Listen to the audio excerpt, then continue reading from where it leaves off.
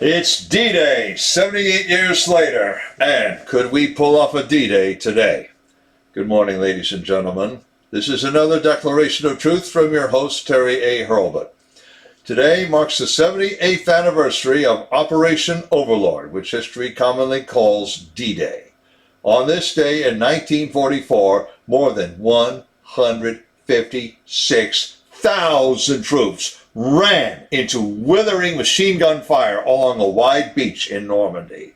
Thousands died, and thousands more took wounds. But those who survived made possible the liberation of northwestern Europe. We're going to talk about that day and maybe get some tiny sense of how it must have felt to be part of that. But we're also going to remember that every year, more of the men who took part in that invasion die. Who is going to remember D-Day as well then? And could we possibly pull off an invasion like that again? Before I begin, I want to shout out to the sponsor of this channel, which is Conservative News and Views, link in the description. And be sure to check out the awesome CNAV Store. Scroll down to the bottom for that link. Lots of good merchandise there, including this t-shirt, if you can read it, Rhino Hunting. And while we're at it, I'll shout out to another sponsor, BitNext. This is your replacement for Zoom, Slack, the Google G Suite, Microsoft Office 365, Dropbox, WeTransfer, and Chili Piper, among others. Unlike any of them, BitNext protects your content and conversations so well, even the administrators can't see it. So this is your channel for secure comms, conferencing, cloud storage, and file sharing. Best of all, everything is back in, so you don't even need client software. If you have a browser, you can use BitNext. Follow the link and give them a try. 28 days free of charge. You can't beat that with a stick. All right, ladies and gentlemen, time for sober reflection. NBC News gives the best example of the celebrations taking place in America and Europe today. But from a Jacksonville, Florida TV station comes the best summary of the invasion, its price, and its reward. In military talk, D-Day means the day of an operation, just as HR means the time. In that sense, every military operation has its D-Day and HR, telling when they begin. But we can all agree that Operation Overlord was different. In fact, it was the largest sea, land, and air invasion in history. Now, that's not even counting the parachute drops into towns like St. Mary Glees the night before the invasion. 4,414 Allied soldiers, including 2,501 Americans, died that day.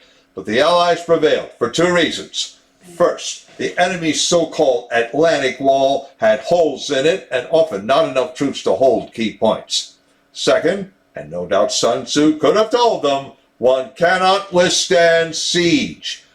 This year marks the first time in 3 years that Americans or Europeans have been able to celebrate in any great numbers. I think we all know why. Normandy residents still seem to remember D-Day and its participants quite fondly. Remarkably, many who took part in D-Day are still alive, but biology being what it is, they can't live much longer. How will people remember D-Day when the last veteran who took part in the invasion has died? Will anyone care 22 years from now at the centennial of Operation Overlord? Only the younger of us can answer that. The much larger question is, could the world ever see such an invasion again? Could the United States, with or without the allies it had, do a D-Day today? You want to know something? I doubt it. Lay aside for a moment the kind of celebrations that also mark this month. In blunt fact, America has forgotten the civilizational virtues that produced the sort of men who could do what those 156,000 men did. Think about it. They had to ride a coffin-like boat onto a beach, watch a ramp drop to the sand in front of them, instantly take machine gun fire that riddled some of their mates, dropping to the deck, never to think again. And in spite of that, rush into that same fire, counting every step as a minor victory. The film The Longest Day, 1962, did some justice to the invasion. Men falling to the beach at random, instantly dead, conveyed some small part of the toll. But no film captured what it meant to storm that beach better than 1998's Saving Private Ryan. There, you see the ramp of the LCVP drop to the water. The next instant,